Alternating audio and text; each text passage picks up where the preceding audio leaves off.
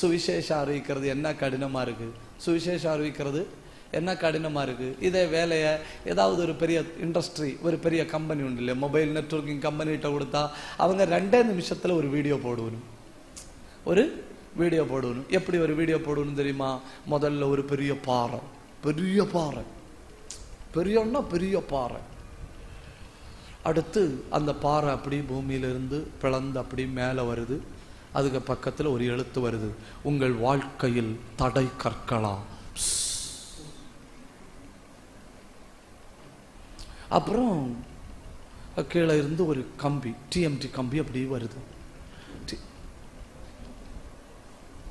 நான் சொல்ல மாட்டேன்.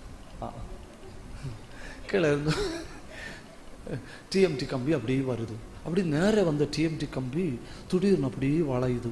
அடுத்த உங்க முதுகு தண்டுவடம் வளைந்து விட்டதா? உங்க வாழ்க்கையில் தடை கற்களா? உங்க முதுகு தண்டுவடம் வளைந்து விட்டதா? அப்புறம் டக்குன்னு தரையிலிருந்து சீனா பிரிஞ்சு ஒரு மாதிரி சுவர்.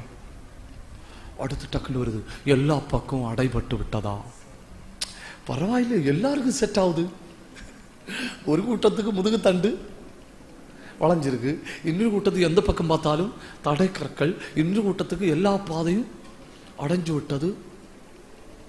அப்புறம் ஒரு ஆள் நடந்து போயிட்டு இருக்கிற மாதிரி வீடியோ, திடீர்னு ரோடை இடிஞ்சு விழுந்து அடுத்து கொண்டு வருது, முன் பக்கத்தில் பாதை இல்லையா?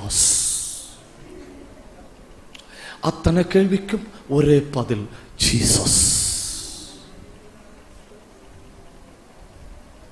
நம்ம 30 வருஷம் முக்கி செய்ய முடியாதவன் 30 செகண்ட்ல முடிச்சுட்டான். சுவிசேஷத்தை எல்லாருக்கும் செல்ல 10 நிமிஷம் கூட ஆகல. யாரு டெலிவிஷன் திறந்தாலும் உங்க வாழ்க்கையில் தடை கற்கலாம், உங்க வாழ்க்கையில் அக்கனி டிஎம்டி கம்பி மாதிரி முதுகு தண்டுவளம் அடைந்து விட்டதா, உங்கள் முன்னே சீன பெரிஞ்சு வரா, நீங்கள் போகிற பாதை இடிந்து விட்டதா? ஒரே பதில், இயேசு. அவங்கள்ட்ட பொறுப்பை கொடுக்கல. ஏன் பொறுப்பை கொடுக்கல தெரியுமா? அவங்கள்ட்ட பொறுப்பை கொடுத்தா அவங்களே செய்திடணும். நம்மள்ட்ட பொறுப்பை தந்தா அவரே செய்வார். கையை தட்டி